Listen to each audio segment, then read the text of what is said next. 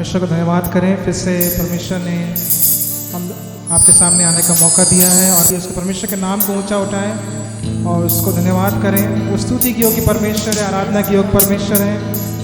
उसका परमेश्वर का वचन कहता है परमेश्वर का निकट एक क्षण कहीं 1000 क्षण से उत्तम है और दुष्टों के संग बैठना मुझे परमेश्वर के निकट बैठने से अधिक भावता है। आइए हम परमेश्वर को नाम को ऊंचा उठाएं और जब हम देख रहे हैं कि इस परिस्थिति में भी परमेश्वर ने हमें संभाला है, हमारी अगुवाई की है, आइए हम परमेश्वर का धन्यवाद करें और इस गीत को हम गाएंगे। तेरी स्तुति हो, तेरी आराधना हो।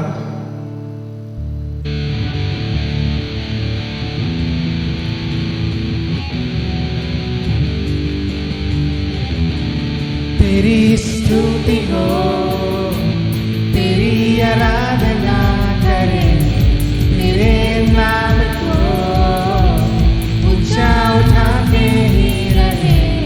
तेरी स्तुति हो, तेरी आराधना करें, तेरे नाम को ऊंचा उठाते ही रहे। तेरा नाम यीशु नाम धन्य है, आदि तेरा ही नाम अंत है। तेरा नाम यीशु नाम धन्य है, आदि तेरा ही नाम अंत है। यीशु नाम में छुटकारा नजात तुझ में है। तेरे नाम को चिल्लाते यीशु समझाते हैं। यीशु नाम में छुटकारा नजात तुझ में है। तेरे नाम को चिल्लाते यीशु समझाते हैं। तेरा मसा मिले और मुझ में तेरा आत्मा बसे। सामर्थ हो तेरी हमेशा हम पाते ही रहे। तेरा मसा मिले और मुझ में तेरा आत्मा बसे। सामर्थ हो तेरी हमेशा हम पाते ही रहे। तेरा नाम यीशु नाम धन्य है, आदि तेरा ही नाम अंत है। तेरा नाम यीशु नाम अंत है, आदि तेरा ही नाम अंत है। यीशु नाम में छुटकारा नजात तुझ में है। तेरे नाम को चिल्लाते यीशु समझाते हैं। यीशु नाम में छुटकारा नजात तुझ में है। यीशु नाम को चिल्लाते यीशु समझाते हैं। यीशु नाम, यीशु नाम, यीशु नाम, यीशु नाम, यीशु नाम, यीशु नाम, यीशु नाम, यीशु नाम। हालेलुया, धन्यवाद करते प्रभु जी। यीशु के नाम में छुटकारा है, यीशु के नाम में जीवन है। आइए इस परमेश्वर को हम महिमा दें, उसको आदर दें, उससे कहें, इस गीत को गाएं, उसकी आराधना करें। सारा आदर हम देते हैं तुझे, सारी महिमा हम देते हैं तुझे। आइए इस गीत को गाएं और परमेश्वर के नाम को ऊंचा उठाएं। सारा आदर तुझे हम देते प्रभु, सारी महिमा तुझे हम देते प्रभु। सारा आदर तुझे हम देते प्रभु, सारी महिमा तुझे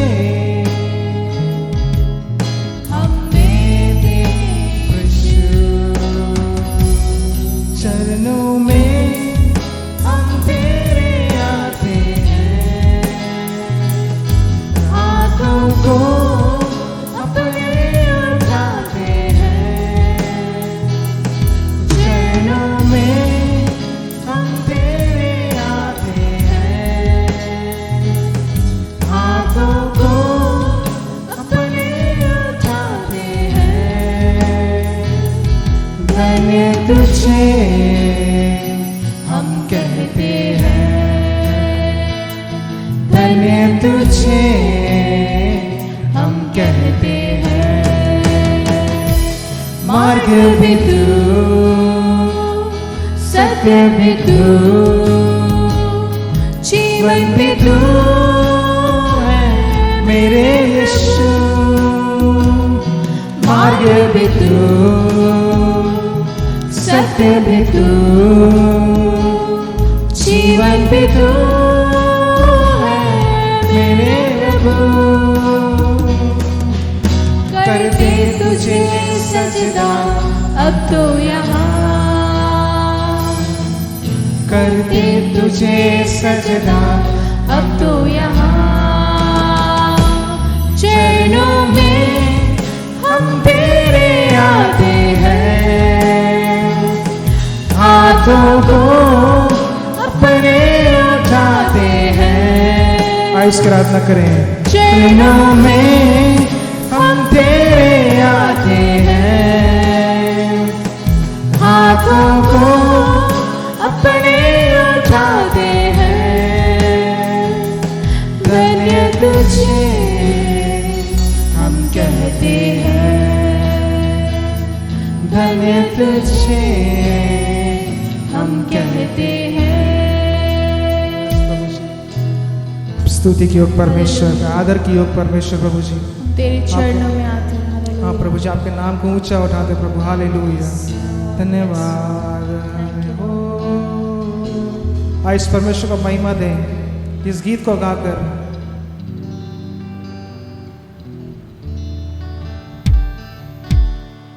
You're the Lamb of and I long to worship you। धन्यवाद करते प्रभु जी इस समय के लिए। प्रभु जी सारा आदर सारी महिमा प्रभु जी हम आपको देते हैं यीशु मसीह के नाम से, आमीन। प्रभु यीशु मसीह के नाम में मैं आप सबों का इस इतवार की सभा में स्वागत करता हूँ।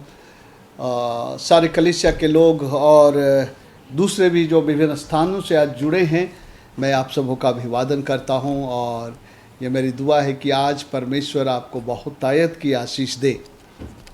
मेरे प्रियो, इन दिनों में मेरे हृदय में जो बातें चल रही हैं और मैं उसे ऐसा महसूस करता हूँ, ये परमेश्वर की ओर से पवित्र आत्मा ने मेरे अंदर में एक आपात दशा को जो है आप सबों के सामने रखने के लिए प्रेरित कर रहा है, जिसको मैंने बृहस्पतिवार के सभा में आप सबों के साथ बांटा था। और अगर आपने उस संदेश को नहीं सुना है तो मैं चाहता हूं कि आप उस संदेश को आज ज़रूर समय निकाल कर सुन लें, क्योंकि जो कुछ अभी मैं बोलने जा रहा हूं उसी से जुड़ा हुआ है। और जो ये पूरे एक सप्ताह के लिए जो मैं आपको तैयार कर रहा हूं यरीहो प्रार्थना प्रोजेक्ट के लिए, ये आपकी सहायता करेगा। मेरे प्रियो, ये समय है जो ऐसा समय है जिसको हम लोग कहते हैं करो या मरो। यानी कि अगर आप करते हैं तो आप मरने से बचेंगे। मरने का मतलब मैं श्वास बंद होकर मर जाने की बात नहीं कर रहा हूँ, लेकिन परिस्थितियाँ स्थितियाँ जो है इस देश के अंदर में ऐसे आए कि खाने पीने को भी लाले पड़ जाए, पढ़ाई करने में अनोखे पैसे आप खर्च कर दें अपने बच्चों के पीछे, उन्हें नौकरी ना मिले, और जो है आर्थिक स्थिति से पूरी तरह से जो है अभी जो परिस्थितियाँ हो रही है वो हमें और भी ऐसे बुरी परिस्थिति में लेके चले जाएं। और मेरे प्रियो, विभिन्न प्रकार की जो है दशा इसके कारण पैदा हो जाएगी, जो आने वाले में आप और आपके पीढ़ी के लिए, मेरे और मेरे पीढ़ी के लिए एक बहुत बड़ा चुनौती बनने जा रहा है। और मेरे प्रियो, अगर अभी जो मैं आपसे करने के लिए कह रहा हूँ प्रभु की प्रेरणा से, अगर आप में से हर परिवार ये काम नहीं किया तो मैं ऐसा सोचता हूँ कि एक दिन आएगा कि आप जो है दुख और निराशा की आंसू बहाते रह जाएंगे। लेकिन अगर आज हम जाग जाएंगे, अगर आज हम वो करेंगे जो भविष्यताओं ने अपने समय के संकट काल में अपने समय के लोगों को उभारा था, करने के लिए। भविष्यवक्ताओं की बातों को जब उन लोगों ने माना और उन लोगों ने किया तो उनकी दशा और परिस्थिति बदली थी। सो मेरे प्रियो, अभी हम लोग भी इस घड़ी, पिछले सप्ताह के संदेश में आपने सुना है, बृहस्पतिवार के संदेश में, कि किस तरह से हमारा देश जो है एक बहुत ही बुरी दौर से गुजर रहा है, बुरी परिस्थिति से गुजर रहा है। आपने देखा होगा कि इस बार कई लोग जो है आवाज़ उठा रहे हैं कि हमें नौकरी चाहिए, हमें नौकरी दो, हमें नौकरी दो। देश डेस्परेट है, परिवार डेस्परेट है। मेरे प्रियो, जिनके पास नौकरियां थी आज उनके पास नौकरी नहीं है। एक निराशा है, एक डेस्परेटनेस है सबके अंदर में कि हमारे लिए सरकार कुछ करे, हमारे लिए जो है कुछ हो। मेरे प्रियो, लेकिन मैं ऐसा मानता हूँ कि अगर अभी की दशा सुधरनी है तो कोई इंसान नहीं सुधार सकता है, लेकिन अगर परमेश्वर का दखलंदाजी होगा इस पृथ्वी पर और हमारे देश पर, तब संभव है कि कुछ हो, क्योंकि वो सर्वशक्तिमान परमेश्वर है और वो सब कुछ को बदल सकता है। इसलिए मैं जगाना चाहता हूँ आप लोगों को, और मैं चाहता हूँ कि मेरी बातों को ध्यान से सुने, और मैं आपको उत्साहित करूँगा क्योंकि कल से हम ये यरीहो प्रार्थना प्रोजेक्ट हम शुरू करने जा रहे हैं। और हम आपको बताया था, यरीहो जो एक दीवार थी, एक किला था और वो शत्रुओं का गढ़ था, और हमारे जिससे इसराइलियों के उसके रास्ते का रोड़ा था उनके सफलता के लिए, उनके जो है कनान देश में दूध और मधु की धारा के बीच में प्रवेश करने के लिए बाधा थी। और उस दीवार को तोड़ने के लिए परमेश्वर की ओर से उनसे कहा गया था, यहोशू को 6 दिन 6 चक्कर लगाना और 7वें दिन 7 चक्कर लगा करके जय जयकार करना। और इस्राएली लोगों ने ऐसे ही किया और जो है वो दीवार टूट कर गिर गया और ये उस पर जयवंत हुए। मेरे प्रियो, आज यही दशा हमारे लिए भी, हमारे सामने एक बड़ी दीवार खड़ी है, आपके बाल बच्चों के भविष्य के सामने, आपके सामने आर्थिक रीति से, मानसिक रीति से, उसके अनुसार बहुत सारे ऐसे परिस्थितियां भी आपके पास आएगी कि आपको साबित करना पड़ेगा कि आप भारतीय हैं। अगर आपके पास डॉक्यूमेंट नहीं है तो आप जो है अपना भारतीय होने का हक खो देंगे, घर द्वार छोड़ करके आपको डिटेंशन कैंप तक भी जाना पड़ सकता है। बहुत सारी परिस्थितियां हमारे देश में हैं मेरे प्रियो, जिसको लेकर के आज कितने ही ज़्यादा लोग जो है संघर्ष कर रहे हैं, आंदोलन कर रहे हैं। मेरे प्रियो, लोगों के अंदर में एक हताशा है, एक डेस्परेटनेस है कि मेरे इस परिस्थिति से हम उभरे और एक चैन और शांति और सुख और आनंद का जीवन जिए। मेरे प्रियो, इसलिए जो है आज कलीसिया को प्रार्थना करने की आवश्यकता है, कलीसिया को प्रार्थना करने की आवश्यकता है ताकि परमेश्वर कार्य करे। परमेश्वर तब तक कार्य नहीं करता है जब तक कलीसिया प्रार्थना नहीं करती है। इसलिए मेरे प्रियो, हमने इस यरीहो प्रार्थना प्रोजेक्ट को रखा है और जो है हम लोग जो है इस विषय पे आज आगे जाना चाहते हैं। सो मेरे प्रियो, बाइबल हमें सिखलाती है ऐसे परिस्थितियों में, ऐसे संकट के घड़ी में, ऐसे परेशानी के घड़ी में हम किसकी ओर देखें, कौन हमारी सहायता करेगा, कौन हमारी सहायता करेगा। मेरे प्रियो, बाइबल हमें बतलाती है कि ये वो ऐसे समय में केवल परमेश्वर की ओर जब हम देखेंगे वो चीज़ों में बदलाहट लाएगा, तब हमारे लिए बातें सहूलियत की हो जाएंगी। सो मेरे प्रियो, आज मेरी बातों को आप ध्यान से सुने क्योंकि हम यरीहो प्रोजेक्ट को बहुत ही सफलतापूर्वक इस 7 दिन में हम लोग करना चाहते हैं और किस रीति से हम करें उसकी ओर मैं आपका ध्यान लाना चाहता हूँ। सो आइए हम लोग परमेश्वर के वचन में चले। मैं एक दशा की ओर आपका ध्यान ले चलता हूँ। ये बाइबल के दरमियान के समय, पुराने नियम के समय का है और वहाँ पर विभिन्न वहाँ की शायद परिस्थितियाँ दूसरी थी। उन परिस्थितियों के कारण देश के लोगों के लिए खाने पीने के लाले पड़ गए थे और बहुत ही निराशा था। ऐसे समय में प्रभु का नबी, प्रभु का भविष्यवक्ता उनको क्या करने के लिए बताया और उन्होंने कैसे, परमेश्वर ने उनको जताया कि क्या करोगे कि तुम्हारे लिए एक नई आशा की किरण जागे। योवेल नबी की किताब को हम लोग खोल करके पढ़ेंगे। योवेल नबी, उसका 1 अध्याय, और आइए हम लोग पढ़ते हैं इसको।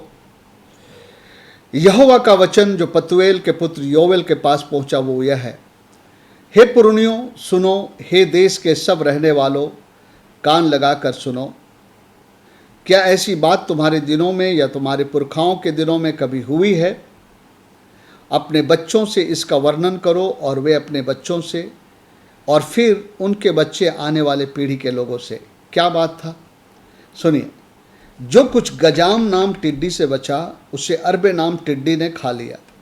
जो कुछ अरबे नाम टिड्डी से बचा उसे येलेक नाम टिड्डी ने खा लिया। और जो येलेक नामक टिड्डी से बचा उसे हासिल नाम टिड्डी ने खा लिया। उस जमाने के लिए जो भी उनके जीने के लिए जिन चीज़ों की आवश्यकता थी, और उस समय में हमारी तरह इंडस्ट्रीज़ नहीं था, हमारी तरह कॉरपोरेट नहीं था, हमारी तरह जो विभिन्न प्रकार के जो जरिया है जिससे आज लोग जीते खाते हैं वो तो नहीं था। लेकिन उस समय हम लोग जानते एक ही जरिया था, लोगों की खेती बाड़ी। और वो खेती बाड़ी में एक बड़ी समस्या आई, और वो क्या था? उसमें लिखा है 4 प्रकार के टिड्डियों का वर्णन है। ये 4 प्रकार के टिड्डियों के कारण जो है एक के बाद एक टिड्डियों ने सारी चीज़ें हजम कर ली। ओके, लिखा है जो कुछ गजाम नामक टिड्डी से बचा उसे अरबे नामक टिड्डी ने खा लिया। जो कुछ अरबे नामक टिड्डी से बचा उसे येलेक नामक टिड्डी ने खा लिया। और जो कुछ येलेक नामक टिड्डी से बचा उसे हासिल नाम टिड्डी ने खा लिया। मेरे प्रिय, और ये जब इन लोगों ने सब कुछ खा लिया तो आप जानिए उस समय के लोगों के लिए जो जैसे आज हमारे देश की परिस्थिति, वैसे परिस्थिति आज हमारे देश में भी जो है ऐसा लगता है कि हमारे लिए जो जरिया था, हमारे बाल बच्चों के लिए जो एक जरिया है कि आगे इनको भी नौकरी मिलेगी, इनको भी पैसे मिलेंगे, ये भी अच्छे से खाएंगे पिएंगे, अपने बच्चों को पढ़ाएंगे, हम अपना घर मकान बनाएंगे, और बहुत सारी बातों की जो चीज़ें हैं अब विभिन्न परिस्थितियों के आने से जो है मैं यहाँ पर कोई राजनीतिक व्यक्ति नहीं हूँ और मैं किसी प्रकार का उस प्रकार की बातें नहीं करना चाहता हूँ। लेकिन कोई ना कोई ऐसी परिस्थिति आई इन दिनों के दरमियान में, और जो है परमेश्वर जानता ये सारी परिस्थितियों का कारण क्या है। लेकिन अभी बिल्कुल ऐसा ही नज़ारा, ऐसी ही स्थिति आ रही है, और इस देश का हर तबका जो है जूझ रहा है। चाहे वो अगर किसान है वो भी आज अपने लिए लड़ रहा है, अगर ये लोग ट्रांसपोर्टर है वो भी अपने लिए लड़ रहे हैं। सब लोगों को अपनी अस्तित्व समाप्त होते हुए दिख रहा है। मेरे प्रियो, इसका असर चर्च के ऊपर में भी पड़ा है और प्रभु के लोगों के ऊपर भी पड़ा है मेरे प्रियो। और इसलिए अब जाग जाने का समय है। यहाँ लिखता है 5 पद में, हे मतवालो जाग उठो और रोवो, और हे सब दाख मधु पीने वाले नए दाख मधु के लिए हाय हाय करो, क्योंकि वह तुमको अब ना मिलेगा। कह रहा है ये दाख मधु जो अंगूर के द्वारा आती थी, वो अंगूर उनका एक फसल था। बोलता अब जागो तुम लोग मतवालो। यहाँ मतवाला जो है हो सकता है कि दाखरस के मतवाले लोग हो, लेकिन आज हम लोग जानते हैं स्पिरिचुअली मतवालापन जो है, हम दुनिया के खुमारपन में जी सकते हैं, दुनिया की विभिन्न चीज़ों में हम रम करके एक उन चीज़ों में नशे की तरह हम जी सकते हैं। हमारा ध्यान स्पोर्ट्स में, हमारा ध्यान मनोरंजन में, हमारा ध्यान दूसरे प्रकार की बातों में है, और हम लोग जो है बहुत सारी चीज़ें हमारी इंटरेस्ट है, और उसमें हम नशा की तरह जो है हम उसमें मतवाले से हो गए हैं, और हमको चिंता नहीं है। परमेश्वर की तरफ देखने वाले लोग नहीं रह गए हैं, उस डेस्परेटनेस से परमेश्वर को पुकारने वाले नहीं रह गए हैं। और ये बताना है कि क्योंकि तुम अब वह ना मिलेगा। बोल रहा था ये दाख के द्वारा उत्पन्न होने वाले जो प्रोडक्ट हैं, अब तो ये सब सफाचट हो जा रहा है। अब तुमको ये नहीं मिलेगा, ये तुमको अब नहीं मिलेगा। जो संभावनाएं पहले समय थी लोगों को मिलने की, अब इस समय के जो इस ईस्वी में जो परिस्थिति आई है, अब वो तुमको नहीं मिलेगा। आप देख सकते, टीवी खोल कर देख सकते, यूट्यूब खोल करके देख सकते हैं, डिबेट्स को देख सकते हैं। आज इन्हीं बातों की चर्चा है, और लोग डेस्परेट हैं कि जो है किस तरह से हमारा भविष्य होने वाला है। इसलिए प्रभु कह रहा है जागो जागो जागो। मेरे प्रियो, कलीसिया आपको और हमको जागना है, और उस जागने का मतलब मैं आपको बताऊंगा। ये जागना जो है प्रार्थना में डेस्परेट हो करके, परमेश्वर को पुकारने के लिए मेरे प्रियो, अभी तक प्रार्थनाएं, बहुत सारी प्रार्थनाएं चल रही है, लेकिन वो प्रार्थना उस डेस्परेटनेस, अंग्रेजी में शब्द है डेस्परेटनेस, मतलब बहुत ही जरूरतमंद महसूस करना, या एक हताशा या निराशा की दशा में पुकार उठना सहायता के लिए, वो प्रार्थना में हमें जाना है। अब तक जो प्रार्थना हो रही है एक रूटीन के तौर पर, चर्च का एक प्रोग्राम है, चलो हम लोग प्रार्थना करते हैं, हम प्रार्थनाएं कर रहे हैं, लेकिन मेरे प्रियो हमें उस तरह की प्रार्थना करना है जो आदमी डेस्परेटनेस में प्रार्थना करता है, जबकि उनके जान जाने की दशा में कोई मदद की गुहार लगाता है। मेरे प्रियो, वैसी प्रार्थना आज हमें करनी है। हमको उस दशा को समझना है, उस डेस्परेटनेस को समझना है, उस हताशा और निराशा को हमको समझना है, हमारे देश के लोगों के और हमारी भी। मेरे प्रियो, अगर हम उस डेस्परेटनेस में नहीं आए तो आज हमें जो करना है हम नहीं करेंगे, और हम वो नहीं करेंगे तो दशा और भी बिगड़ जाएगा और सब कुछ हाथ से निकल जाएगा। मेरे प्रियो, परमेश्वर इस पृथ्वी पर काम करने के लिए वो हमारा इंतजार कर रहा है। परमेश्वर सब कुछ कर सकता है, लेकिन परमेश्वर तब तक कुछ नहीं करता है जब तक उसके लोग डेस्परेट होकर के पुकारते नहीं। मैं आपको बताना चाहता हूं डेस्परेटनेस क्या है, या तो एक हताशा या निराशा क्या है। मान लीजिए एक व्यक्ति जो तैरना नहीं जानता, अचानक वो किसी नदी या किसी तालाब के किनारे खड़ा है और वो जो है पानी में गिर जाता है और वो डूबने लगता है। मेरे प्रियो, उस व्यक्ति का हताशा होगा, बचाओ बचाओ, मुझे बचाओ, मुझे बचा लो, मुझे डूबने से बचाओ, मुझे बचाओ। मेरे प्रियो, वो अपने एकदम अंदर की सारी ताकत और आवाज को वो लगाएगा कि कहीं से कोई दूर से मेरी आवाज सुन करके मेरी ओर देखे और चलाया आए। अगर मान लीजिए कोई दीवार के किनारे खड़ा है और अचानक दीवार धंस गई और वो दब गया है और वहां से हिल डुल नहीं पा रहा है, और उसके सांसें रुकना चाहती है, वो मर जाएगा शायद, तो उस समय जो उसकी आवाज आती है, कोई है बचाइए, मुझे बचाइए, मेरी सहायता करिए, मेरी जान जाने वाली है, मुझे बताइए। अपने अंदर की सारी ताकत को लगा करके वो पुकारता है। मेरे प्रियो, इसको कहा जाता है एक हताशा में मदद पाने के लिए चिल्लाना।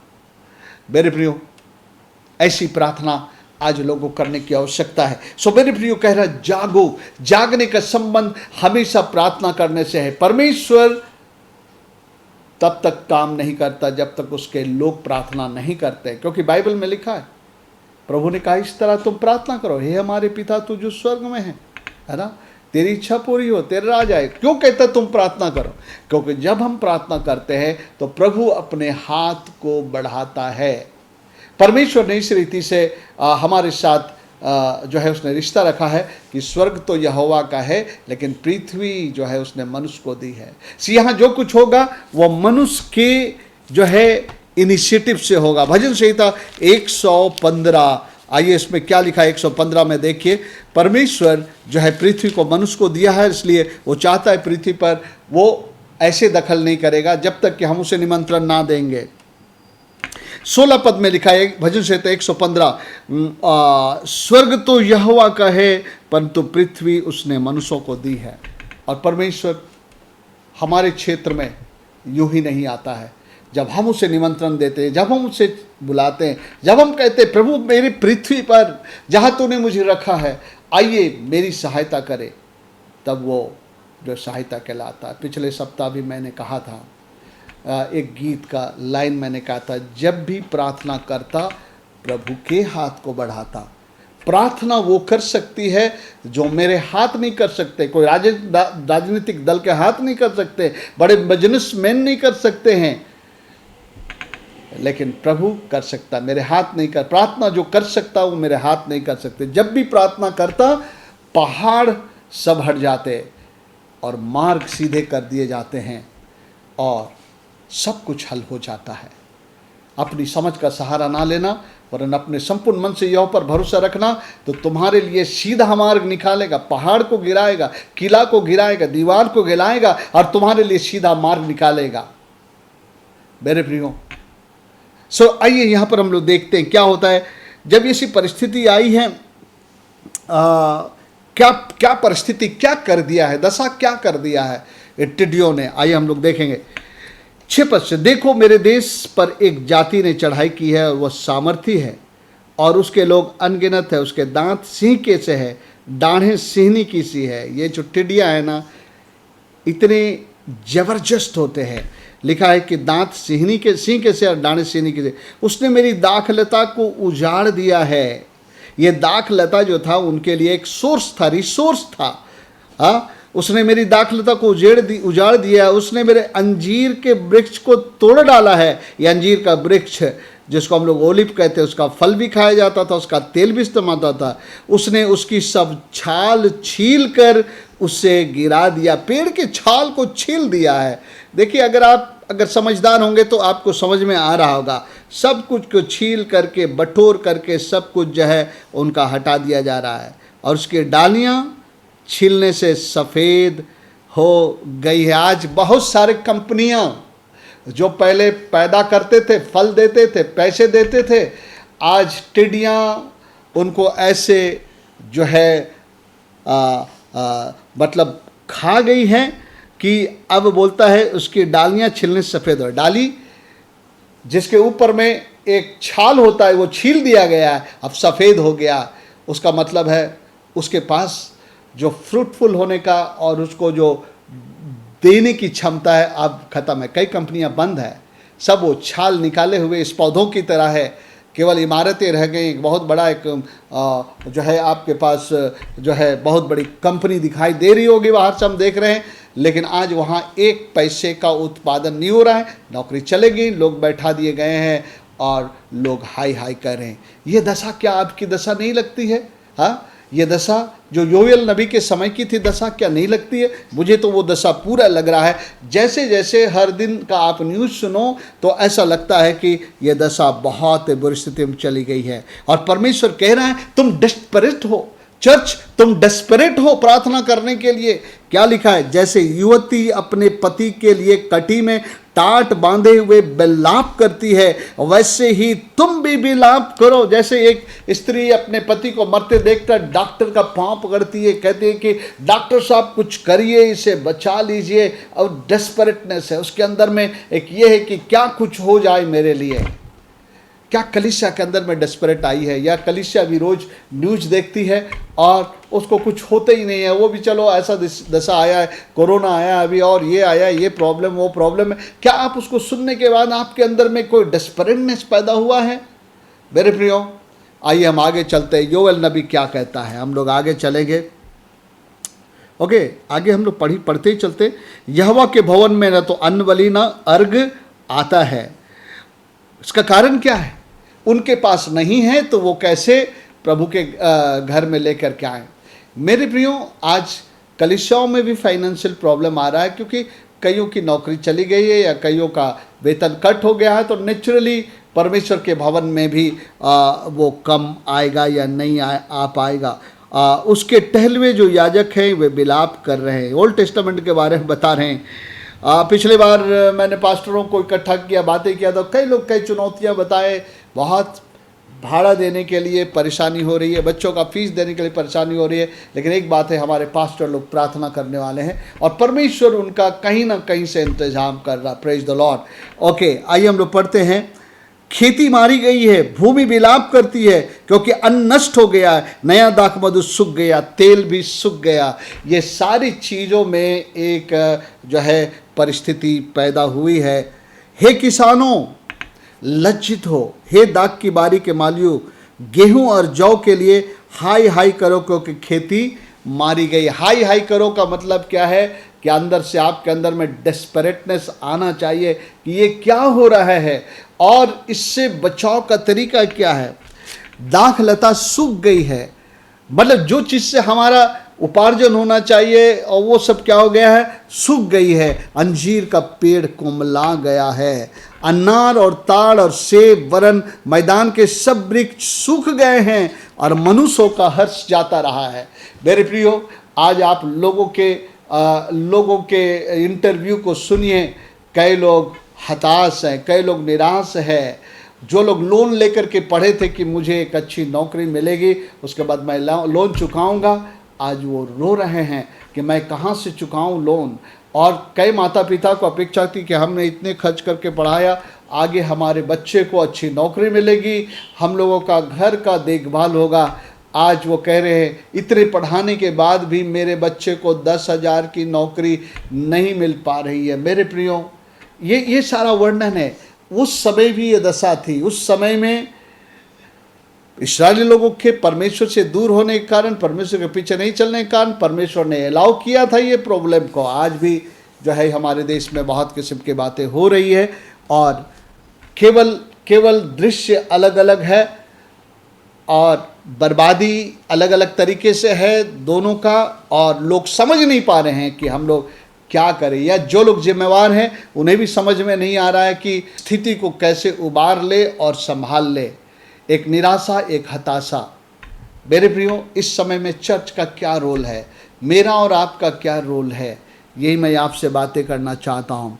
इसलिए 13 पद में लिखता है, नबी हमको बता रहा गया, याजक, बाइबल में लिखा है अगर तुम भविष्यताओं को सुनोगे तो तुम आशीष पाओगे। आइए हम लोग योएल भविष्यता क्या कहे उस समय के लोगों के लिए, उसी चीज को मैं आपके लिए दोहराना चाहता हूं। हे याजकों, कटी में टांड बांधकर छाती पीट पीट के रो। हे वेदी के टहलुओं, हाय हाय करो। हे मेरे परमेश्वर के टहलुओं, आओ टाट ओढ़े हुए रात बिताओ, क्योंकि तुम्हारे परमेश्वर के भवन में अन्न बलि और अब नहीं आते हैं। ओके, 14 पद में एक जना, ये रिलीजियसली था इसराइल के घराने के लिए, लेकिन हम लोग आज जान रहे हैं कि जो है पूरा देश बुरे परिस्थिति में है और उसका असर जरूर चर्च पर भी पड़ रहा है। उस दिन के 14 पद में कहता है, उपवास का दिन ठहराओ, महासभा का प्रचार करो, पुरनियों को वरन देश के सब रहने वालों को भी अपने परमेश्वर यहोवा के भवन में इकट्ठे करके उसकी दोहाई दो। उपवास करो, सब लोगों को इकट्ठा करो, पुरनियों को भी, छोटों को बड़ों को इकट्ठा करो और उसकी दुहाई दो। Pray, call upon the Lord, call upon the Lord. आगे पढ़ता 15 पद में, सियोन में नरसिंगा फूंको। सियोन नए नियम में हम लोग चर्च को बोलते हैं, सियोन में नरसिंगा फूंको, उपवास का दिन ठहराओ, महासभा का प्रचार करो, लोगों को इकट्ठा करो, सभा को पवित्र करो, पुरनियों को बुला लो, बच्चों और दूध पीतों को भी इकट्ठे करो। दुल्हा अपनी कोठरी से और दुल्हन भी अपने कमरे से निकल आए। याजक जो यहोवा के टहलुए हैं वो आंगन और बेदी के बीच में रो रो कर कहे, हे यहोवा, अपनी प्रजा पर तरस खा, अपने निज भाग की नाम धराए ना होने दे, और जाति जाति उसकी उपमा देने पाए, जाति जाति के लोग आपस में कहने पाए, उनका परमेश्वर कहाँ है। मेरे प्रियो, एक तो है कि सर्वसाधारण समस्याएं हैं हमारे देश में जो सब लोग प्रभावित है, हर एक जाति भाषा कुल के लोग, और एक है मसीहों के लिए जो है आज से नहीं आरंभ से ही जो शैतान का काम है उनके खिलाफ में नाना किस्म का समस्याओं को लाना, ये सारी चीज़ें हो रही है। और एक ही बात नबी कह रहा है, तुम्हारे लिए एक आशा है। अगर तुम एक हताशा और निराशा और डेस्परेटनेस में अगर अपने अंदर से उपवास करते हुए परमेश्वर को पुकारोगे तो तुम्हारे लिए आशा है कि परमेश्वर सुनेगा, क्योंकि परमेश्वर, जब तक हम डेस्परेट नहीं होते तब तक परमेश्वर जो हमारी दुआ की ओर नहीं आकर्षित होता है। दानियल को देखिए, उपवास के साथ प्रार्थना कर रहा था, उपवास के साथ प्रार्थना कर रहा था। ये उसकी डेस्परेटनेस थी, वो उसका मतलब ऐसा स्थिति थी कि करो या मरो, और परमेश्वर उत्तर को भेज देता है एक स्वर्गदूत के द्वारा। यूं ही एक नाम के लिए प्रार्थना सभा करके हम प्रार्थना करें। आपके अंदर डेस्परेट होना चाहिए, कम से कम आप अपने परिवार को सोच करके डेस्परेट होइए पहले कि मेरे परिवार का क्या होने जा रहा है भविष्य, अगर यही दशा रहेगी, और जो है अपने आप को सोच करके उस दशा में रखिए। मेरे प्रियो, ये बहुत ज़रूरी है। और मसीह लोग अपने लिए नहीं जीते हैं, मसीह लोग दूसरों के लिए जीते हैं। मसीह लोग अपने हित की चिंता नहीं करते हैं, लेकिन पूरे देश की चिंता करने वाला उनको होना चाहिए। इसलिए हम लोगों को ये कह रहा है कि तुम लोग डेस्परेट होकर के उपवास के साथ टाट ओढ़ करके जो है उन लोगों को बताया गया। तब क्या होगा मेरे प्रियो, तभी एक आशा है। जब भी हम लोग पुकारते हैं परमेश्वर को, परमेश्वर प्रतिज्ञा किया है कि वो हमारी प्रार्थना को सुनता है।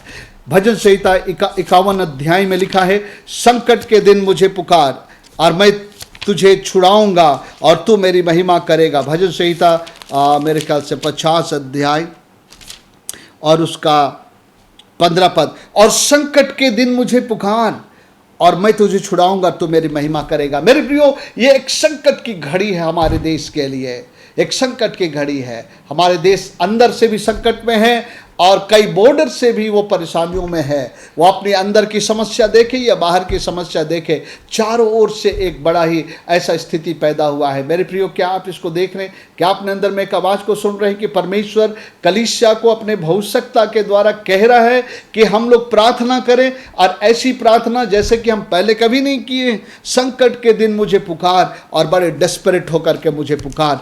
और तब क्या होगा जब हम लोग उसमें और एक वचन है, मैं आपके लिए पढ़ना चाहता हूँ। परमेश्वर हमेशा हमारी प्रार्थना का इंतजार कर रहा है। परमेश्वर काम करना चाहता है, लेकिन परमेश्वर ने अपने आप को इस सिद्धांत पे बांध रखा है कि वो हमारी प्रार्थना के अनुपात में कार्य करेगा। जब हम प्रार्थना करेंगे तो प्रभु कार्य करेगा। बाइबल में आप देखेंगे जब भी प्रार्थना किया गया, परमेश्वर ने जो है वहाँ पर इंटरवीन करके कुछ ना कुछ उस परिस्थिति में कार्य किया। एजरा, नेहमिया, एस्तर, इन सब ने प्रार्थना किया और एक कठिन परिस्थिति में से अपने लोगों का उन लोगों ने उद्धार किया। मेरे प्रियो, भजन संहिता 91 में लिखा है 15 पद में, जब वह मुझको पुकारे तब मैं उसकी सुनूंगा और संकट में मैं उसके संग रहूंगा और उसको बचाकर उसकी महिमा बढ़ाऊंगा। ये प्रतिज्ञाएं बाइबल में है।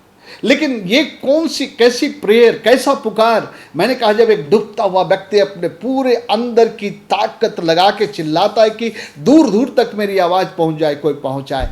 ऐसा डेस्परेटनेस, ऐसा दिल के गहराई में, ऐसे दर्द के साथ, ऐसे पीड़ा के साथ प्रार्थना हमको करना है।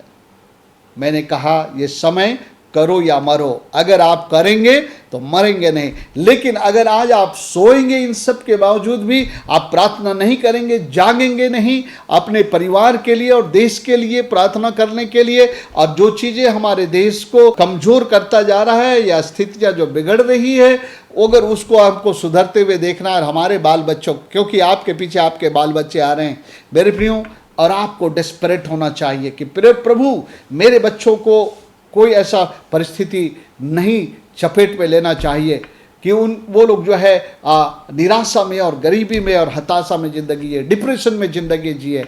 कई लोग डिप्रेशन में चले गए। मैंने पिछले दिनों में जो है सुनीता लकड़ा ने गवाही दिया था कि कैसे हमारी मीटिंग में गवाही दिया, कैसे जो इंडिगो में एक लड़का जॉब करता था, उसकी जॉब जो चली गई, बैठा दिया, उसके कारण वो डिप्रेशन में चला गया, आत्महत्या करना चाह रहा था, जिसके साथ उन लोगों ने काउंसलिंग किया और जो है अब वो बेहतर दशा में आ गए। तो ये है निराशा और हताशा लोगों के जीवन में। सो आप समझिए कि कई लोग कैसे कैसे दशा में जा रहे हैं। सोचिए, जिनका परिवार था और आज उसकी नौकरी चली गई है, परिवार को खिलाना है, घर खरीद लिया था लोन में, वो चुकाना है, क्या करेंगे, कहाँ जाएंगे? मेरे प्रियो, ये दशा है। आप देखिए, और आप इसको लोगों की दशा मत समझिए, इसको समझिए कि ये आपकी परिवार की दशा है और आप जो है डेस्परेट होना शुरू करिए। ओके, सो आइए हम लोग जोएल के किताब को फिर से हम लोग खोलें और उसमें मैं पढ़ना चाहता हूँ यहाँ पर क्या हो रहा है। तब क्या होगा? तब क्या हुआ जब इस्राएली लोग जब डेस्परेट हुए, जागे, मतवालेपन से, संसार के, दुनिया के मतवालेपन से जब हम लोग जागेंगे, हमारा ध्यान प्रभु की ओर होगा। पल पल में जब हम सचेत हैं, हम प्रार्थना में लगे रहेंगे, लगातार प्रार्थना में लगे रहेंगे अपने देश के लिए, अपने परिस्थितियों के लिए, मेरे प्रियो, तब परमेश्वर इंटरवीन करेगा, तब परमेश्वर की दया आएगी, परमेश्वर जो है आएगा, देखेगा मेरे लोग दिल के गहराई से एक बड़ी हताशा में बचाव के लिए अब परमेश्वर की ओर मुड़े हैं मेरे प्रियो, तो जो है वो अपना काम करेगा। लेकिन इसके साथ मैं कहूँगा, हम जब प्रभु के पास आज प्रार्थना मांगे, एक बात के लिए जरूर अपने जीवन के उन हर बातों के लिए प्रभु से क्षमा मांगना जो परमेश्वर के दृष्टि में अच्छा नहीं है, क्योंकि परमेश्वर पापियों के नहीं सुनता है। यूहन्ना में हम लोग देखा परमेश्वर जो धर्मी है और उसके जो भक्त हैं उसकी वो प्रार्थना सुनता है। इसलिए हम लोगों को अपने गलतियों पापों से भी मन फिराने की आवश्यकता है। हमारे देश के पापों के लिए भी प्रभु से दानियल की तरह क्षमा मांगते हुए परमेश्वर के पास आना है, क्योंकि हम लोग जानते हैं दूसरा इतिहास 7 के 14 पद में लिखता है कि जब मैं बादलों को बंद करो, मेघ ना आए, बारिश ना हो, खेती ना हो सके, जब मैं जो है मरी को भेजूं और जब मैं टिड्डियों को भेजूं, और तब यदि मेरे प्रजा के लोग हीन हो करके जब वो लोग मेरी ओर फिरेंगे, ये दीनहीन होकर के फिरने का जो दशा है, ये प्रार्थना में प्रभु के पास लौट आना, प्रार्थना में अपने आप को जांचते हुए प्रभु से क्षमा मांगते हुए, अपने लिए, देश के लिए, जो लोगों ने परमेश्वर को ठुकराया है उसके लिए, सारी चीज़ों के लिए जब हम लोग क्षमा मांगेंगे, मेरे प्रिय देश दुनिया के लोगों के अंदर में भी पश्चाताप आएगा, सुसमाचार उन तक जाएगा और परमेश्वर का हाथ इस पृथ्वी पर। और कहा है कि मैं सुनकर तेरे देश को ज्यों का त्यों कर दूंगा। अंग्रेजी में लिखा I will heal their lands, मैं उनके देश को चंगा कर दूंगा, उनके देश को ज्यों का त्यों कर दूंगा। उस समय जब आप हर्ष से रहते थे, खुशी से रहते थे, आनंद से रहते थे, ये बातें आपको सताती नहीं थी चिंता के लिए कि अगले महीना मेरा रोटी कहाँ से आएगा, मेरा ट्रीटमेंट कैसे होगा। एक समय था जब आपके पास सब कुछ था, आपको अच्छा लगा। इन दिनों में मैं देख रहा हूँ, कभी कभी बाज़ारों में जाता हूँ तो बाज़ारों में वो चहल पहल नहीं है, वो भीड़ नहीं है। लोग अब अपने आप को देख रहे हैं कि मेरे को अब जो कुछ है उससे मुझे जितना दिन हो सके संभाल ले, इसलिए लोग फिजूल खर्चे में नहीं जा रहे हैं, क्योंकि एक चिंता, एक डर है। आइए मैं आगे बताता हूँ, जब आप ऐसा करेंगे तब परमेश्वर की दया आएगी। परमेश्वर खुद ही बोला है, मैं सुनूंगा और मैं आऊँगा, ज्यों का त्यों कर दूंगा। आइए हम लोग देखते हैं आगे क्या होता है। हम लोग पढ़ते हैं, अब जब ये लोग वैसा किए, ऐसा करेंगे, ऐसा प्रार्थना करेंगे, तब क्या होगा। यहाँ पर परमेश्वर के वचन में लिखा है, आगे हम लोग पढ़ेंगे, इस चैप्टर को आप लोग पढ़िएगा। तो यहाँ पर कुछ सेना का नाम लिया गया है जो आकर के ये सब कुछ कर रही है ना। तो आज हम लोग देख ले, ये सेना के जगह में जो स्थिति, परिस्थिति, सिचुएशन आ रहा है, सारी चीज़ों के ऊपर में जो है प्रभाव पड़ रहा है। लेकिन आइए हम लोग पढ़ेंगे 21 पद से। तब जो है ये प्रार्थना करने वालों के लिए एक आशा भरा संदेश परमेश्वर की ओर से भविष्यवक्ता के द्वारा आ रहा है। क्या है?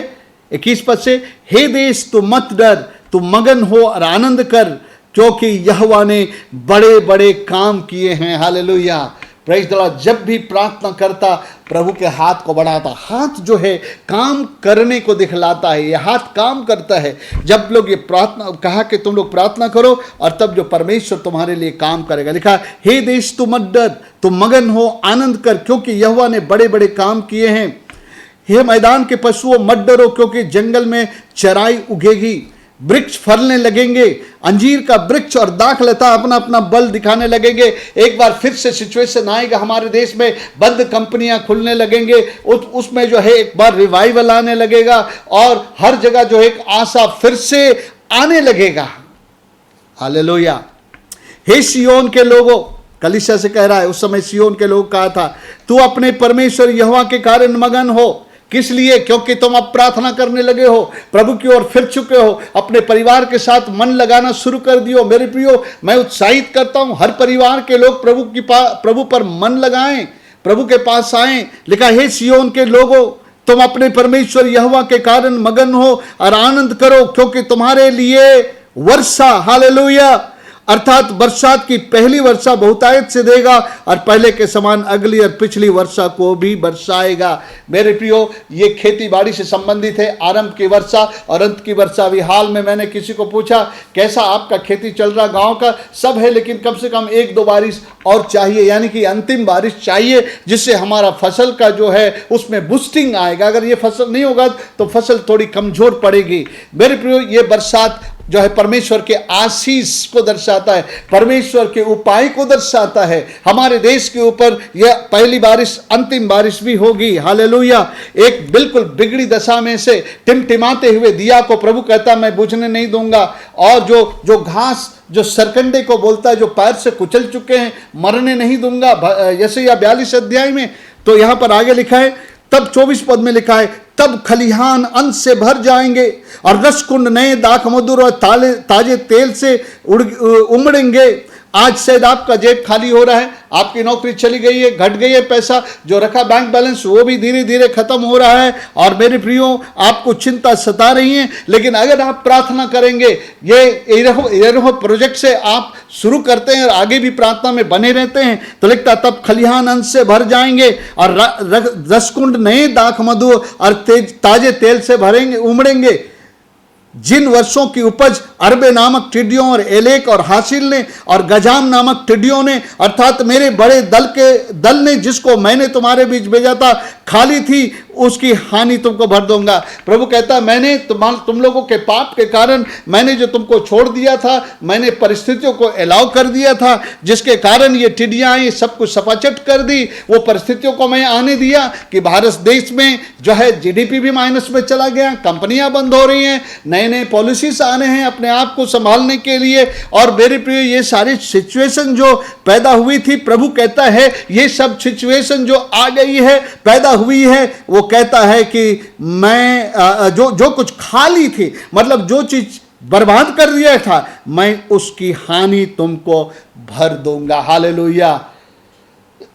मेरे प्रियो, परमेश्वर कहता है ये सब हानि मैं भर दूंगा, यानी कि ये परिस्थिति जो आई है मैं उसका समाधान कर दूंगा। तुम पेट भर खाओगे और तृप्त होगे और अपने परमेश्वर यहोवा के नाम की स्तुति करोगे, जिसने तुम्हारे लिए आश्चर्य के काम किए हैं। Nothing is impossible with God. अभी सबके सोच पे पड़े हैं कि अभी क्या होगा, कैसे बढ़ेंगे, हम 50 साल पीछे चले गए। But if church prays, God will roll everything back. Hallelujah. अगर कलीसिया प्रार्थना करेगी, लोग कह रहे हैं कि हम 50 साल पीछे चल गए हैं, लेकिन अगर परमेश्वर आश्चर्य कर्म करेगा तो मेरे प्रियो, जब परमेश्वर सुन लेगा तो उसको परमेश्वर वापस फिर से ले आएगा। तुम पेट भर खाओगे, 26 पद, तृप्त होगे और अपने परमेश्वर यहोवा के नाम की स्तुति करोगे, जिसने तुम्हारे लिए आश्चर्य के काम किए हैं। मेरी प्रजा की आशा फिर कभी ना टूटेगी। तब तुम जानोगे कि मैं इस्राएल के बीच में हूं और मैं यहोवा हूं, तुम्हारा परमेश्वर हूं, कोई दूसरा नहीं है। मेरी प्रजा की आशा फिर कभी नहीं टूटेगी। लेकिन इसके बीच में एक बात फिर कहना चाहूंगा, अगर आप प्रार्थना करने वाले लोग हैं तो यिर्मयाह की किताब कहता है कि सूखे वर्ष में भी तुम्हारा प्रबंध होता रहेगा। मैं पढ़ देना चाहता हूँ यिर्मयाह की किताब। देखिए, अगर है तो अभी की परिस्थिति में भी अगर आप प्रार्थना करने वाले हैं तो परमेश्वर आपको संभालेगा। यिर्मयाह 17 अध्याय 7 पद से हम लोग पढ़ेंगे, आप 5 पद से पढ़ सकते हैं। ओके, पढ़ ही देता हूँ। श्रापित है वह पुरुष जो मनुष्य पर भरोसा रखता है। आज किसका भरोसा कर रहे हैं आप कि कौन आपकी मदद करेगा? मनुष्य है, लेकिन यहाँ लिखा श्रापित है वह पुरुष जो मनुष्य पर भरोसा रखता है और उसका सहारा लेता है, जिसका मन यहोवा से भटक जाता है। वह निर्जल देश के अधमरे पेड़ के समान होगा और कभी भलाई ना देखेगा। वह निर्जल और निर्जन तथा लोंछुई भूमि पर बचेगा। धन्य है वह पुरुष जो यहोवा पर भरोसा रखता है। मेरे प्रिय, अभी भी हमारे लिए आशा है। कलीसिया को जो परमेश्वर ने टूल दिया प्रार्थना का, अगर उसको लेकर के हम परमेश्वर भरोसा कहते हैं, जिसने परमेश्वर को अपना आधार माना हो, वह उस वृक्ष के समान होगा जो नदी के किनारे लगा हो, उसकी जड़ जल के पास फैली हो। जब धूप होगी तब उसको ना लगेगी और जब उसके पत्ते हरे रहेंगे। सूखे वर्ष में भी उसके विषय में कुछ चिंता ना होगी, क्योंकि वह तब भी फलता रहेगा। ये अभी के सिचुएशन के बारे में कह रहा है। अगर आप प्रभु की ओर भरोसा करने वाले हैं और प्रार्थना में लगे हुए हैं, तो प्रभु कह रहा है कि इस क्राइसिस के समय में भी, सूखे वर्ष में भी तुम्हारा प्रबंध होगा। Hallelujah, hallelujah. मैं प्रभु का धन्यवाद देता हूँ। कल भी मुझे किसी ने इंटरव्यू के पहले प्रार्थना किया था। प्रार्थना करने कल मुझे जो है उन्होंने हमको बताया कि पास्टर मेरी नौकरी हो गई। Praise the Lord, hallelujah. इस सूखे काल में भी आपका प्रबंध होता रहेगा। लेकिन किनका? जो लोग जागे हैं, जो लोग प्रार्थना कर रहे हैं, जो लोग डेस्परेट हैं, प्रभु की ओर देख रहे हैं अपने लिए और अपने देश के लिए, उनके लिए संभव है। लेकिन अगर आप इसमें भागी नहीं होते हैं, इस प्रार्थना में आप सोचते दूसरे लोग प्रार्थना करेंगे तो शायद वो आशीष से आप तक नहीं पहुंच पाएगी। है, देश की स्थिति सुधर भी जाएगी, लेकिन आप चूंकि आप प्रार्थना में शामिल नहीं हो रहे हैं, आप चूंकि अपने परिवार के साथ इंटरेस्ट नहीं ले रहे हैं, तो हो सकता है कि देश की परिस्थिति बदलने के बाद भी आपकी स्थिति बुरी ही रहे। क्योंकि जब डेस्परेटनेस था, जब अपने लिए, देश के लिए पुकारना था, आप सोए हुए थे। मेरे प्रियो, मैं आप लोग को उत्साहित करता हूं, ये 7 दिन की प्रार्थना में आप शामिल हो, और ये 7 दिन की प्रार्थना आपके अंदर में कुछ करेगा, आपके अंदर में एक हैबिट पैदा कर देगा कि आप जो है प्रार्थना का जीवन बिताने लगे। मेरे प्रियो, सो आप देखते हैं एक परिस्थिति हमारे देश में आई है, लोग त्राही त्राही कर रहे हैं। एक परिस्थिति योएल नबी के समय में आया था। योएल ने उन्हें रास्ता बताया और उन लोगों ने उस रास्ता को अपनाया, और प्रभु ने कहा कि वो परिस्थिति तुम्हारे लिए लौट आएगी, भरपेट खाओगे, पनोगे, चिंता नहीं रहोगे, आशा रहेगा, खुशी रहेगा, आनंद रहेगा। अगर इस घड़ी कलीसिया जागेगी, मेरे प्रियो, आपका रोल बहुत इंपॉर्टेंट है। अगर हम और आप जाग जाते हैं तो हम अपने देश के परिस्थिति को बदल देंगे, और अपने परिवार, अपने बच्चों के भविष्य के लिए भी हम लोग जो है एक आशीष का द्वार को खोल देंगे। आइए, मैं चाहता हूं कि हम लोग बड़े डेस्परेट होकर के प्रार्थना करें। मेरे प्रियो, कई बार हम लोग डेस्परेट नहीं होते, इसलिए प्रार्थना हमारा स्वर्ग तक नहीं पहुंचता। आइए, मैं एक अंतिम हिस्से को पढ़ करके मैं अंत करना चाहता हूं, किस तरह से आपको प्रार्थना करना चाहिए। परमेश्वर की बातों को याद करके, पिछले समय के बड़े अद्भुत कामों को परमेश्वर के याद करके हम परमेश्वर को उसी तरह पुकारे, और परमेश्वर को हम लोग जो है वचन के द्वारा याद दिलाए कि प्रभु तूने उस समय क्या किया था, इस समय भी आ करके कर। जब ये डेस्परेटनेस आपके अंदर में होगा, मेरे प्रियो, परमेश्वर जो है कार्य करेगा। हालेलुया। आइए, यहाँ पर यशायाह के किताब में यशायाह, इजरायली लोग इस घड़ी में प्रार्थना करें, उनके पास एक संकट की घड़ी है। इस समय में ये लोग जो है बाबेल के गुलामी में 70 साल।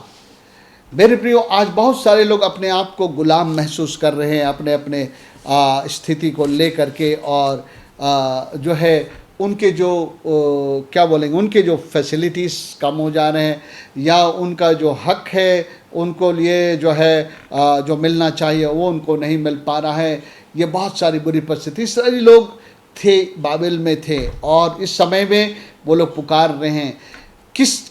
किस बात के लिए पुकार रहे हैं, किस बात को याद करके पुकार रहे हैं? परमेश्वर को याद दिला रहे हैं कि उसने मिस्र में क्या किया था, मिस्र के बंधुआई से कैसे अपनी प्रजा को उनके विपत्ति, परेशानी, मुसीबत और सताहट से बाहर किया था। वो याद दिलाकर कह रहा है कि प्रभु फिर से तू जाग और हमारे लिए ये कर। यानी कि परमेश्वर को वो कह रहे हैं, परमेश्वर तो हमेशा जागता, कभी सोता नहीं, लेकिन यहाँ पर कहने का मतलब जाग के मतलब प्रभु सजग हो, हमारी परिस्थिति पर ध्यान दे, प्लीज इंटरवीन करिए मेरे प्रभु। आइए, मैं पढ़ता हूँ इस वचन को।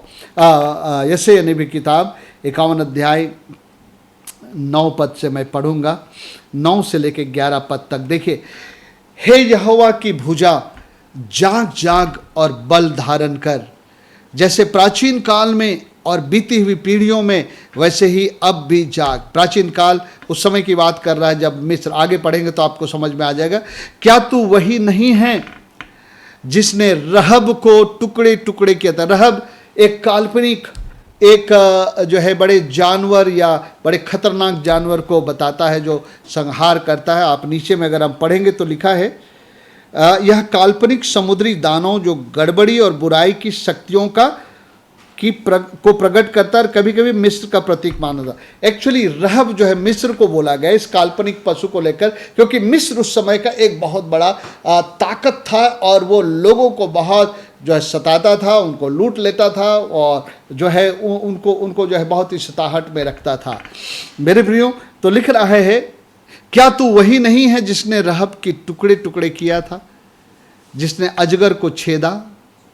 क्या तू वही नहीं जिसने समुद्र को अर्थात गहरे सागर के जल को सुखा डाला और उसकी गहराई में अपने छुड़ाए हुओं के लिए पार जाने का मार्ग निकाला? यानी प्रभु को बोल रहा, क्या आप वही नहीं हैं?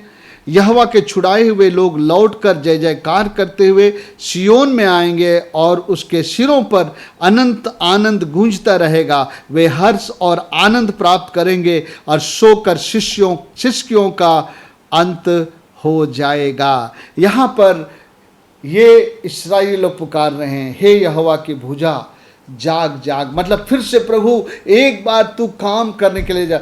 भुजा जो है हमारे, ये भुजा हमारी अंग जो बहुत भारी भारी कामों को करता है। कहता है, हे यहोवा की भुजा जाग जाग, बल धारण कर, और प्राचीन काल में, जैसे प्राचीन काल में बीती पीढ़ी में, वैसे ही अब भी जाग।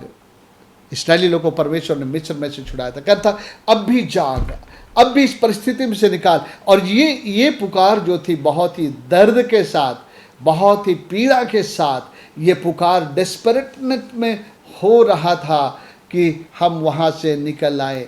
कुछ लोग जो लोग क्वारंटीन सेंटर्स में भर्ती किए गए, जब मैं उन लोगों से बात करता था, हर रोज़ प्रार्थना करता था, कई लोग कहते थे यहाँ रहना मुझे अच्छा नहीं लग रहा है, जितना जल्दी हो सके मैं निकलना चाहता हूँ। मेरे प्रियो, हमें परिस्थितियाँ ऐसे स्थिति में डाल देती जहाँ से हम निकलना चाहते, हम वहाँ से उबरना चाहते हैं। और इसलिए इस्राएल लोग प्रार्थना के, हे यहोवा की भुजा जाग जाग, बल धारण कर, जैसे प्राचीन काल में बीती हुई पीढ़ियों में, वैसे ही अब भी जाग। क्या तू वही नहीं है जिसने रहब को टुकड़े टुकड़े किया, जिसने अजगर को छेदा? क्या तू वही नहीं है जिसने समुद्र को 2 भाग कराया, उनको चलाया? उसके बाद एक आशा भरी बात बोलते, जब ऐसा प्रार्थना होगा तो 11 पद में, यहोवा के छुड़ाए हुए लोग लौट कर जय जयकार करते हुए सियोन में आएंगे, और उनके सिरों पर अनंत आनंद गूंजता रहेगा, और वे हर्ष और आनंद प्राप्त करेंगे, और सोकर शिष्यों का अंत होगा। मेरे प्रियो, यही तस्वीर, यही दर्शन हमें अपने देश के लिए देखना चाहिए। आज जो सिसकियाँ हैं, आज आप जान सकते हैं कि किस तरह से लोग पैदल चलते रहे, रास्ते में एक्सीडेंट के मर गए, उनके परिवार रो रहे हैं, और जो है बहुत सारी जो है सिसकियाँ आज है, जिनकी नौकरी चली गई हैं, उनकी सिसकियाँ जो है आज जो है वातावरण में गूंज रहे हैं। मेरे प्रियो, केवल एक ही है ऐसे लोग जो अधोलोक के फाटक को रोक सकते हैं। अधोलोक का फाटक प्रबल हो रहा है, और यह है कलीसिया, क्योंकि यीशु मसीह ने कहा मत्ती 16 अध्याय में, मैं अपनी कलीसिया इस चट्टान पर बनाऊंगा, और अधोलोक के फाटक उस पर प्रबल नहीं होंगे। मेरे प्रियो, हम कलीसिया हैं, और मेरे प्रियो, हमको पहले तो हम सबों को जो है एकदम अंदर से डेस्परेट हो जाना है। और ये 7 दिन का जो यरीहो प्रोजेक्ट है, आइए हम सब परिवार के लोग जो है इसमें जो है हम लोग शामिल हो। और जो इंस्ट्रक्शन देना था मैंने आपको दे दिया कि सब 20 से लेकर 25 तारीख तक हर दिन 1 घंटा सबको प्रार्थना करना है। और आपके पास में लिस्ट पहुंच गया है, आपको बाकी लोगों को व्हाट्सएप से भेजा जा रहा है। हर परिवार में या तो आप मिल करके एक साथ 1 घंटा प्रार्थना करिए, या तो आपके परिवार में 4 लोग, सबको लगता है कि मैं अकेला 1 घंटा प्रार्थना करूं, आप वैसा भी कर सकते हैं, साथ में मिलकर भी कर सकते हैं। लेकिन 6 दिन एक बड़े बोझ के साथ, एक बड़े जो है दर्द के साथ अपने देश और अपने लोगों के लिए, कलीसिया के लिए आप प्रार्थना करें। और जो 7वें दिन के लिए सारे सेल लीडरों को निर्देश दिया जा चुका है कि एक सेल 1 घंटा प्रार्थना करेंगे। और हम प्रभु के जो सेवक लोग हैं, पास्टर लोग हैं, हम लोग एक जगह बैठ करके 7 घंटे हम लोग प्रार्थना करेंगे। मेरे प्रियो, आइए, जहाँ भी लोगों ने प्रार्थना की वहाँ पर एक बड़ा परिवर्तन आया, क्योंकि परमेश्वर हमारी प्रार्थना पर काम करते हैं। अभी एक समय है हम भी अपने देश के लिए एक इतिहास रचे। मेरे प्रियो, आपको लगेगा शायद हम लोग थोड़े से लोग हैं, लेकिन कोई बात नहीं। मेरे प्रियो, परमेश्वर को थोड़े या ज़्यादा में कोई दिक्कत नहीं है जय देने के लिए। मैं आपको उत्साहित करता हूँ, मैं आपको आज प्रेरित करता हूँ, मैं आपको मिन्नत करता हूँ, आइए हम जागे, प्रार्थना के लिए जागे। और अभी जो जाग रहे हैं प्रार्थना के लिए, इसके बाद सोए नहीं, हम जागे रहे हर परिवार, क्योंकि खतरा आपके ऊपर भी आ रहा है। देश के ऊपर आ रहा है तो खतरा आपके ऊपर भी आ रहा है, वो विनाश आपके ऊपर भी आ रहा है, और हम देश के नागरिक हैं। मेरे प्रियो, आज कोई है अगर हमारे भारत के लिए कुछ अच्छी और भलाई कर सकता है तो वो हमारा प्रभु है। और हम बाइबल में देखते हैं जहाँ भी लोगों ने ऐसे परिस्थिति में खड़े होकर के एस्तर ने प्रार्थना किया, अपने लोगों से प्रार्थना करवाया और परिस्थिति बदली। एजरा ने प्रार्थना किया, नेहमिया ने प्रार्थना किया, उस समय की दशा परिस्थिति बदले। योवेल के समय की परिस्थिति बदली, उनके देश को प्रभु ने ज्यों का त्यों किया। फिर से हर्ष, आनंद और खुशी घरों में आए, लोगों के जीवन में आए। आज आप और हम ये काम कर सकते हैं। मेरे प्रियो, इससे ज़्यादा मैं और कुछ नहीं कह सकता हूँ। अब आप मेरी बातों को समझ गए होंगे। सो ये प्रार्थना इतवार से शुरू होने वाली है। जब हमारा इस संदेश को सुन लेंगे आप, इतवार को सभा जब समाप्त हो जाएगी, उसके बाद आप प्लान कर लें कि आप कब प्रार्थना करेंगे, कि आपका परिवार इस संदेश के बाद इमीडिएटली आप इसी के कंटिन्यूएशन में बैठ करके प्रार्थना करेंगे, या आप अपना अपना समय चुन करके अलग अलग घंटे घंटे प्रार्थना करेंगे। पहले 6 दिन की प्रार्थना ये आपके निर्णय से चलेगा, और 7वें दिन की प्रार्थना में आपको ऑलरेडी समय मेंशन कर दिया गया है सेल लीडर लोगों के द्वारा, कौन सा सेल कितने से कितने बजे प्रार्थना करेगा। आपको जो बताया जाएगा उस समय आप प्रार्थना करिएगा, और हम पास्टर लोग 7 घंटे एक जगह डटे रह करके प्रार्थना करेंगे। और आखिरी मिनट में मैं सभी लोगों को कहता हूँ, उस दिन जो है आखिरी जो मिनट हो रही है 3 से 4 जो है आखिरी प्रेयर का टाइम है।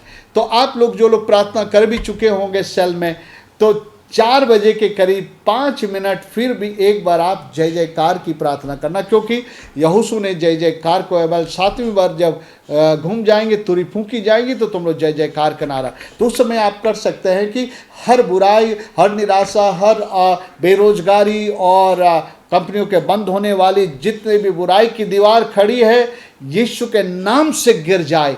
आप ऐसी घोषणा करिएगा, और हम लोग एक परिवर्तन को देखेंगे मेरे प्रियो।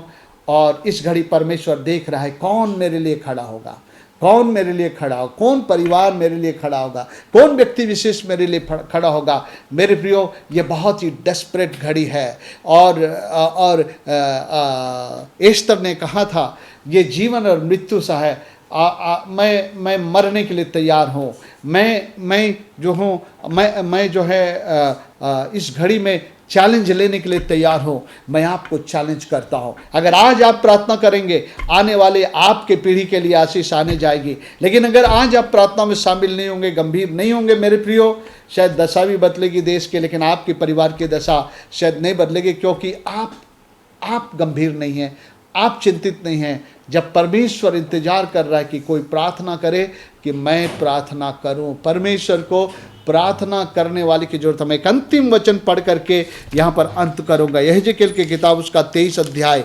इस देश में, दुनिया में विनाश आ रहा है, परमेश्वर हमें बचाना चाहता है, लेकिन उसको बचाने के लिए प्रार्थना करने वाले की जरूरत है। आइए हम एक वचन को पढ़ते हैं, 22 अध्याय, यहेजकेल नबी की किताब 22 अध्याय और उसका 30 पद से मैं पढ़ूंगा। मैंने उनमें ऐसा मनुष्य ढूंढना चाहा जो बाड़े को सुधारे और देश के निमित्त नाके में मेरे सामने ऐसा खड़ा हो कि मुझे उनका सत्यानाश करना ना पड़े।